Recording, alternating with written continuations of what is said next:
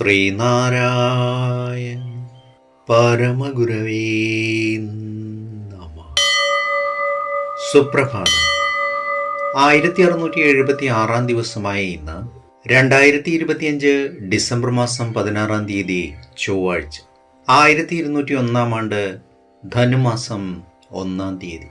ഗുരുവചനങ്ങളിലൂടെ സംഘടനയുടെ ഉദ്ദേശ്യം ഒരു പ്രത്യേക വർഗക്കാരെ മാത്രം ചേർത്ത് ഒരു സമുദായത്തെ സൃഷ്ടിക്കുവാനായിരിക്കരുത്. നമ്മുടെ സമുദായ സംഘടന എല്ലാ മനുഷ്യരെയും ഒന്നായി ചേർക്കുന്നതായിരിക്കണം. ശ്രീനാരായണ ഗുരുദേവൻ. ശ്രീ നടരാജഗുരു എഴുതിയ ഗുരുവരുൾ എന്ന പുസ്തകത്തിൽ വിദൂര സാദൃശ്യങ്ങൾ എന്ന് വിവരിക്കുന്നതിൻ്റെ 39 ഭാഗമാണ് ഇന്ന് അവതരിപ്പിക്കുന്നത്. തമ്മിൽ പൊരുതിക്കഴിയുന്ന നാട്ടുരാജ്യങ്ങളുടെയും രാഷ്ട്രീയമായ കിടമത്സരങ്ങൾ നടത്തിക്കൊണ്ടിരിക്കുന്ന ചേരികളുടെയും സ്വാധീനത്തിന് മേഖലയ്ക്കപ്പുറത്ത് മധുരയെയും മസാലയെയും തമ്മിൽ ബന്ധിപ്പിക്കുന്ന മേൽപ്പറഞ്ഞ കച്ചവട ബന്ധത്തിലൂടെ ജീവിതം അനർഗളം സ്പന്ദിച്ചുകൊണ്ട് തന്നെയിരുന്നു.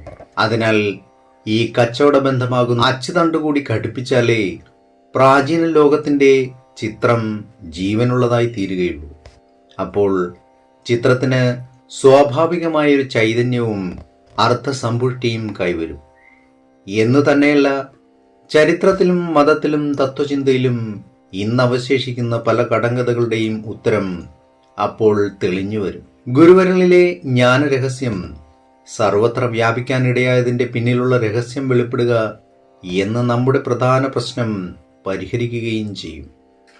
ഏവർക്കും നന്മ നിറഞ്ഞൊരു സുദിനമായിരിക്കട്ടെ എന്ന് ആശംസിച്ചുകൊണ്ട് നിർത്തുന്നു. നന്ദി, നമസ്കാരം. ഗുരുധർമ്മം ജയിക്കട്ടെ.